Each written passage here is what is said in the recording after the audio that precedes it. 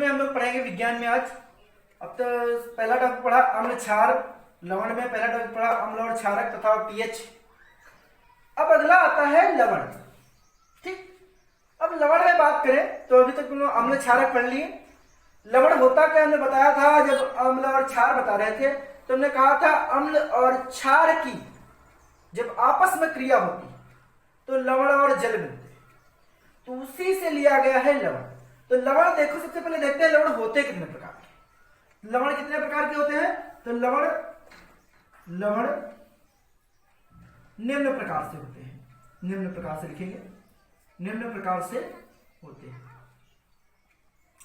ठीक, अब निम्न प्रकार के कौन कौन से होते हैं। पहला आता है, सबसे पहला लवण जो आता है कि आता है अम्लीय लवण। अम्लीय लवण, ठीक, अम्लीय लवण का मतलब होता है वे लवण जिनमें, अम्लीय लवण में क्या आता है, वे लवण जिनमें H+ आयन होता है साथ, उन्हें अम्लीय लवण कहते हैं। जैसे मान लो पहला आता है NH4Cl। तो ये देखो अम्लीय लवण कैसे है, इसके पास यहां पे एक H एक्स्ट्रा है, अमोनिया। अगर इसको तोड़ा जाए, इसका वियोजन किया जाए तो टूटेगा क्या, NH4+ में और Cl-। तो ये कैसा लवण है, अम्लीय लवण है। दूसरा देख लेते हैं NaHSO4। यहां भी देखते हैं, हमने क्या देखा, यहां पे जो हाइड्रोजन आयन है एक्स्ट्रा में दिया गया। ठीक, तो ये भी क्या है, अम्लीय लवण। अब दूसरे, तो अम्लीय लवण कौन से होते हैं, जिनके पास H+, जिनको तोड़ने पर एक H+ एक्स्ट्रा में निकले, उन्हें कहते हैं हम अम्लीय लवण। अब हम दूसरा देख लेते हैं। अम्लीय के बाद आता है क्षारीय लवण। क्षारीय लवण, जहां तक हम बात कर रहे हैं क्षारीय लवण की, क्षार का मतलब था, हमने बताया था OH से। जो तत्व, जो यौगिक थे, जो लवण है जिनमें OH आयन एक एक्स्ट्रा में हो, उनको क्या कहेंगे, क्षारीय लवण। ठीक, तो क्षारीय लवण में जैसे क्या आता है, MgOH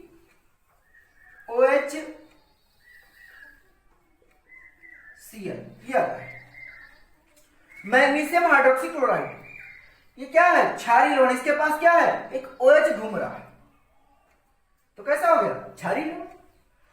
अगला आता है उदासीन लवण। उदासीन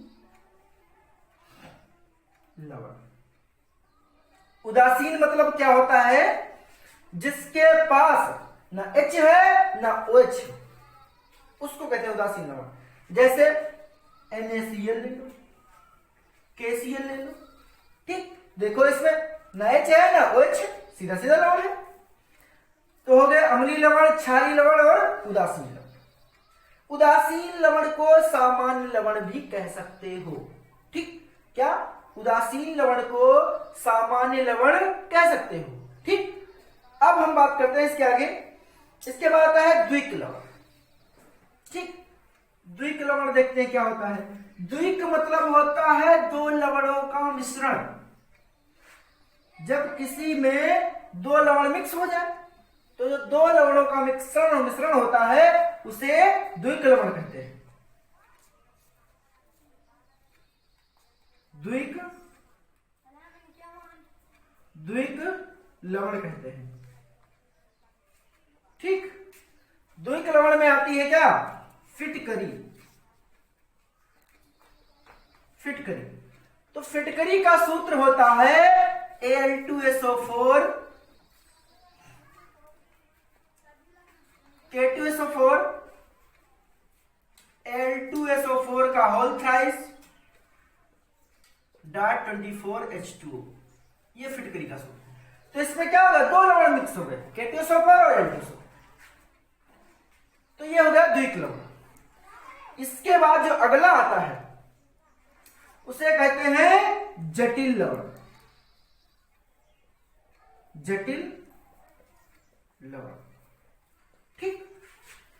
अब हम बात करते हैं जटिल लवण में। तो जटिल लवण की संरचना क्या होती है वो बताते हैं। तो ये है जटिल लवण की संरचना K4 FeCN6, ये है जटिल लवण। तो इसको कैसे पढ़ेंगे? पोटेशियम हेक्सासाइनाइड फेरेट 2 या फेरस 2। ठीक, तो यहां पे ये जटिल नाम है, जटिल नाम थोड़ा ये हाई लेवल का है। तो यहां पे तुमसे इतना याद रखो, ये जटिल लवण है। K4 FeCN6 संकुल लवण जटिल लवण है। तो इस तरह से हमने बताया, ये चौथा था, ये पांचवा था, ये हो गए लवण। इसके बाद हम बात कर लेते हैं, एक तुम्हारे टॉपिक है लवणों से, लवण से है, जिसको हम कहते हैं क्लोर क्षार प्रक्रिया। क्लोर क्षार प्रक्रिया में है क्या? क्लोर क्षार प्रक्रिया में क्या है देखते हैं। क्लोर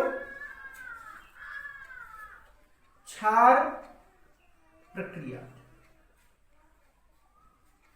ठीक, इसमें होता क्या है, साधारण लवण से, साधारण लवण के घोल से हम बनाते क्या हैं? साधारण लवण के घोल से क्या बनाते हैं? जब हम साधारण लवण लेते हैं, साधारण लवण के घोल से बनाते हैं हम सोडियम हाइड्रोक्साइड, और जो कि क्षार, साथ में बनती है क्लोरीन गैस। तो क्लोर क्षार प्रक्रिया में होता क्या है, साधारण लवण लेते हैं। अब उसको हम देखते हैं डायग्राम में, कुछ एक इस टाइप से डायग्राम होता है, ये है।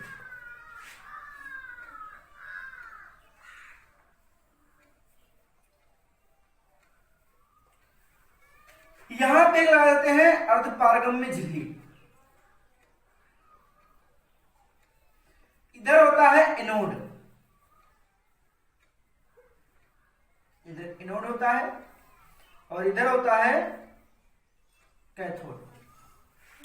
ठीक, ये हो गया हमारा एनोड, और ये हो गया हमारा कैथोड। ठीक,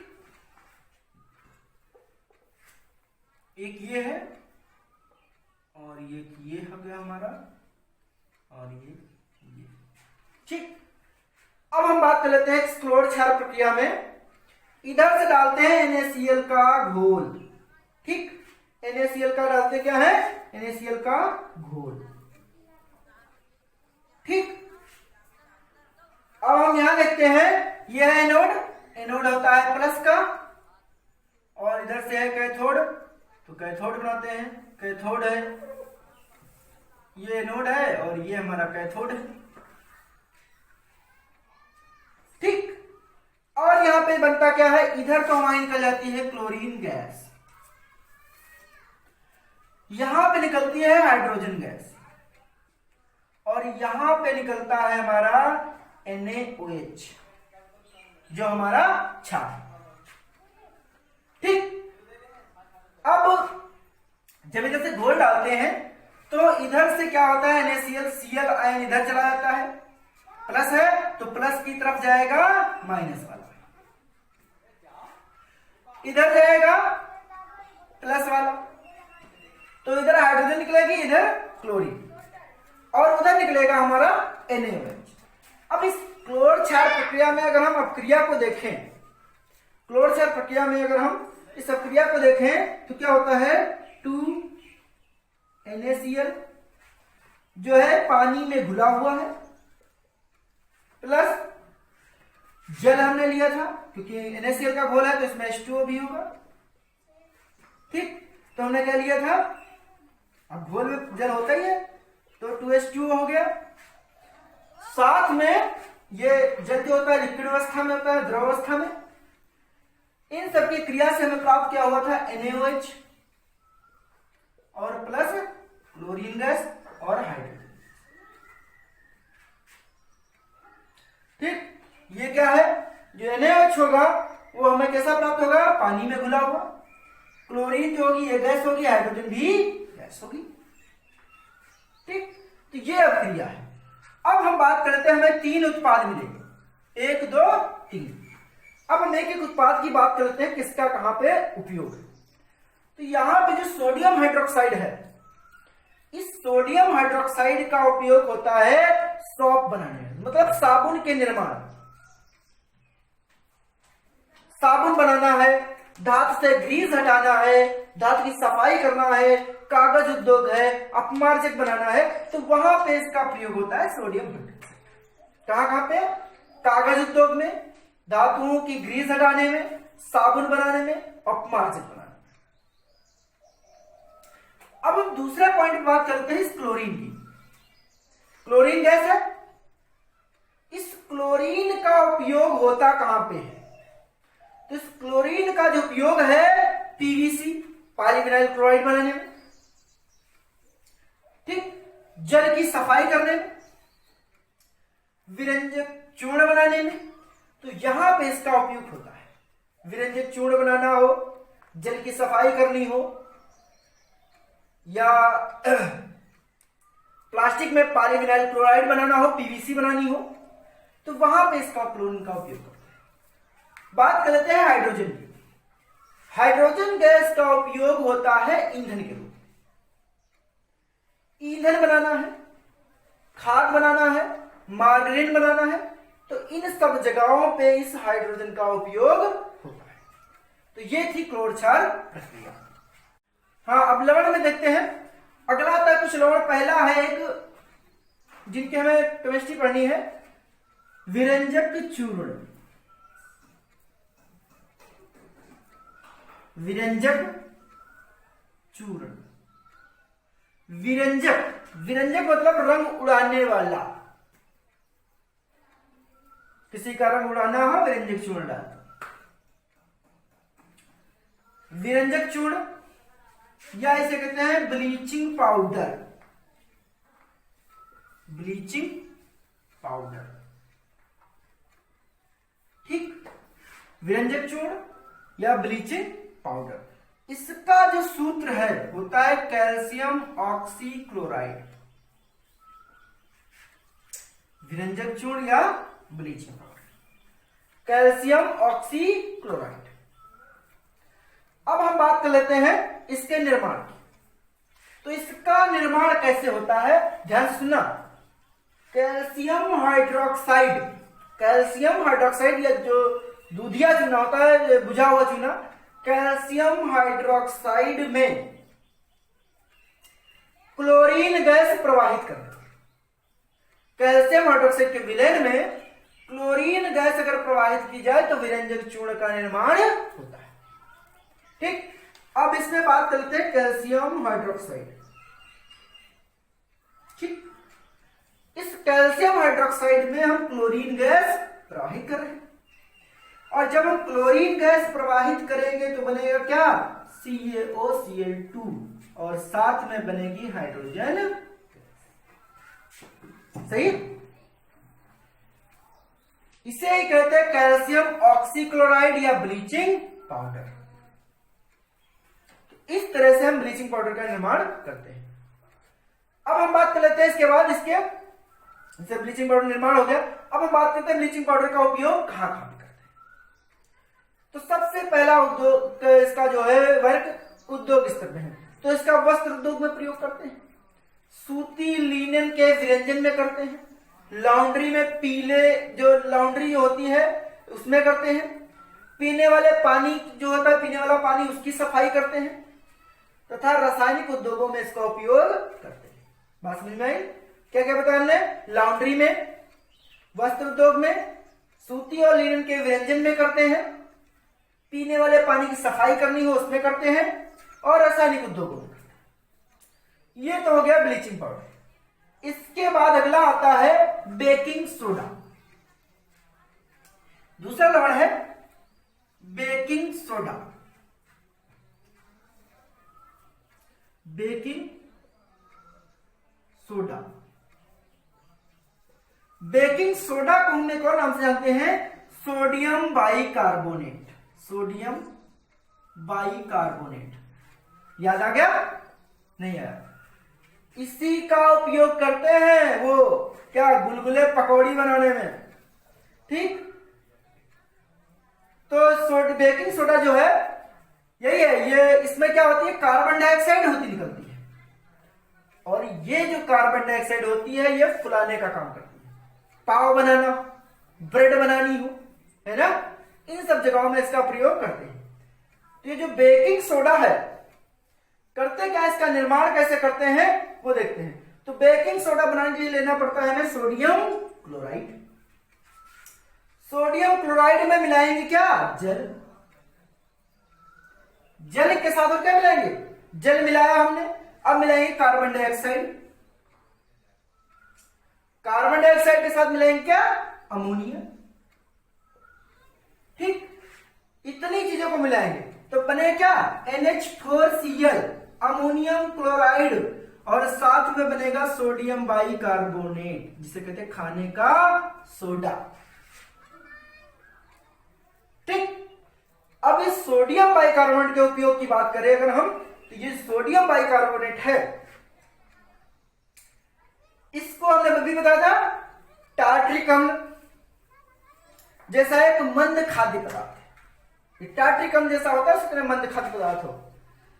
अब ये मंद खाद्य पदार्थ है और इसका प्रयोग कहां कहां करते हैं, बेकिंग पाउडर।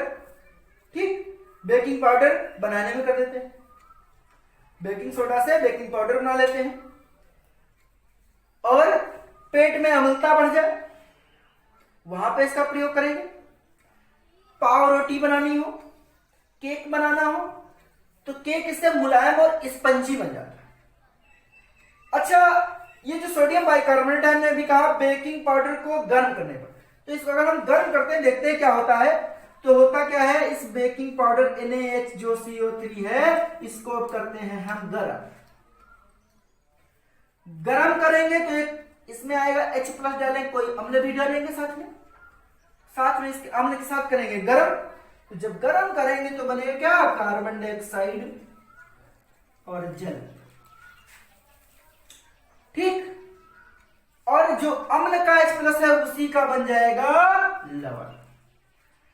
अब हमारा क्या काम था, हमें CO2 चाहिए थी। CO2 कार्बन डाइऑक्साइड जो होती है मैक्सिमम फुलाने का काम, तो केक इससे फुल मुलायम बन जाता है ना। तो ये था बेकिंग सोडा। इसके बाद अगला आता है धावन सोडा। बेकिंग सोडा के बाद करते हैं हम बात धावन सोडा। धावन सोडा को कहते हैं कपड़ा धोने का सोडा।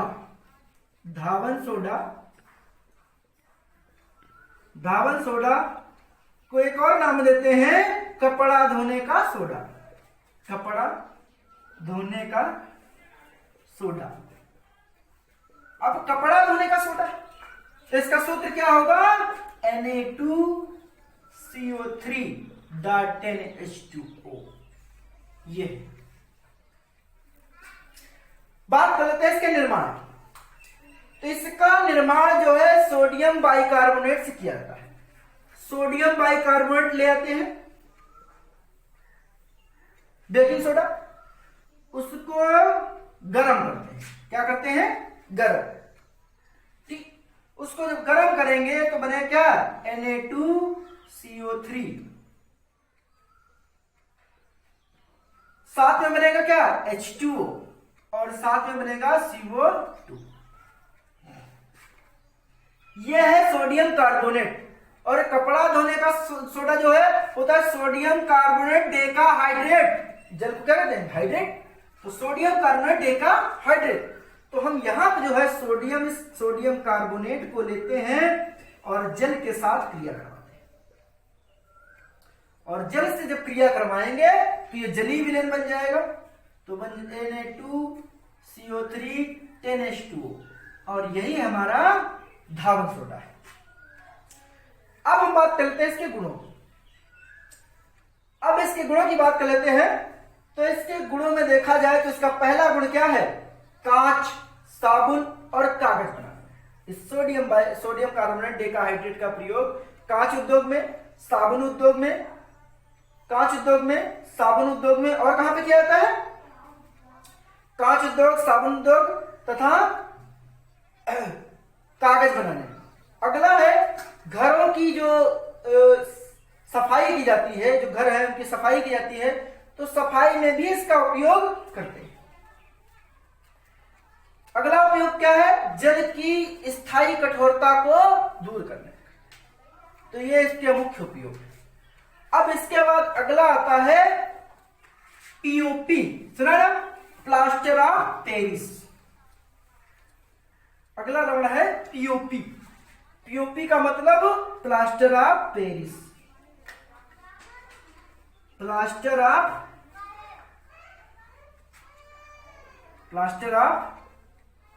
पेरिस, ठीक, पीओपी।